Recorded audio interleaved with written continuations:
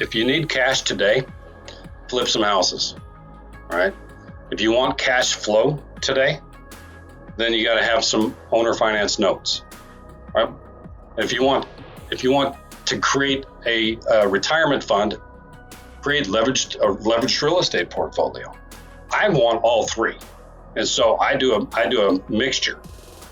And there's several reasons we do a mixture, because not every house fits into every bucket. Think of it as three different buckets. You got a cash now bucket, you got a cash flow bucket, and you got a rental property bucket. But let's get into the buckets here in a minute. But let me talk a little bit more about the leverage piece. I'm totally for leverage, 100% in the right environment. I am not for being leveraged for 30 years. I am not. I want to get out of debt as soon as possible, because then you have true freedom. If you're in debt 20, 25 years from now, you got 80 leveraged rental properties, 80 of them leveraged, and they're all leveraged, and you can't go on vacation. You got to be here working it. And you go to Europe for 4 months, if shit hits the fan, excuse my French, you got to come back. You got to cut your vacation short and come back. If I have 80 free and clear and half of them go empty, it's going to hurt, but I don't have to shut my vacation short. So I want to get them puppies paid off as fast as possible now, but I do like cash now. So I'm going to flip some houses. And again, to the buckets. Not every house is ideal for every bucket. Not every house is a good owner finance deal. And here in San Antonio, we have the cheap stuff. We have the sub $100,000 houses that are hard to manage from a rental standpoint, right? It's hard to manage those if there are tenants in them. Tenants are horrible in the sub $100,000 price points.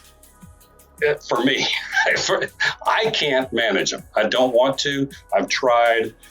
So sub $100,000 houses, there are people that want to own those, really, really, really want to own those, and are good buyers. They're really, really good buyers. So we put the sub $100,000 deals into. Now I could wholesale them for some cash now, right? If I got a house under contract that's retail worth $80,000 and we pick it up for 40. Can I wholesale that for 45 or for $5,000 spread? All day long, right? All day long, maybe even 7, right? But if I sell that on terms, John, I'm going to make close to $100,000, maybe even a little bit more than $100,000 if I sell it on terms. Wow.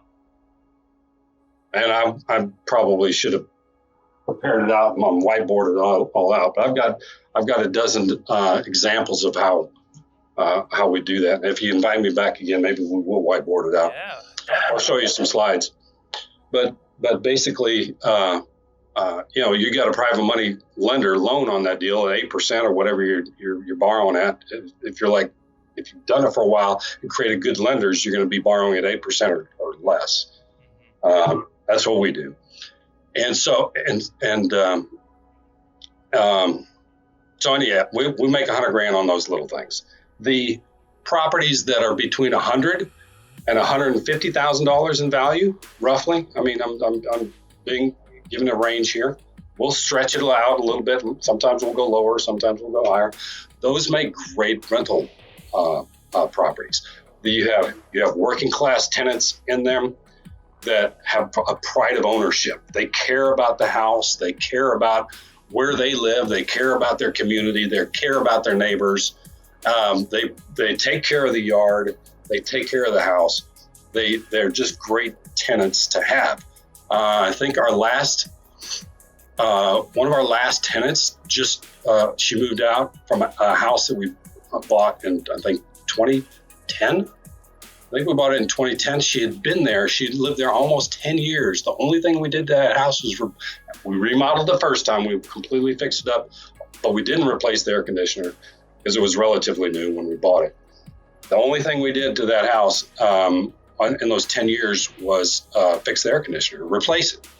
And so she took really, really good care of that house. We had to carpet and paint it when she left, but you're going to have to do that on a 2-year tenant also, possibly.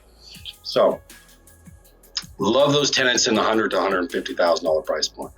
And the margins are fantastic. I mean, those are $1,000 to $1,500 a month rentals, right? You still got your 1% rule go into effect that works. Now, if you get above $150,000, your rental margins get skinnied up. All right, you're not going to a $200,000 house is not going to rent for $2,000 a month. It's going to rent for $1,700 a month, right? So your margins are dwindled or shortened, are reduced, I guess, on the 150 plus properties, and so we don't really rent those. And oftentimes they're very large, and that's the other thing on a rental property. I don't like renting 2,000 square foot houses. They just cost too much to turn when the tenants move out. So those larger houses that are worth 150 or more, we fix them and resell them, and that's for the cash now.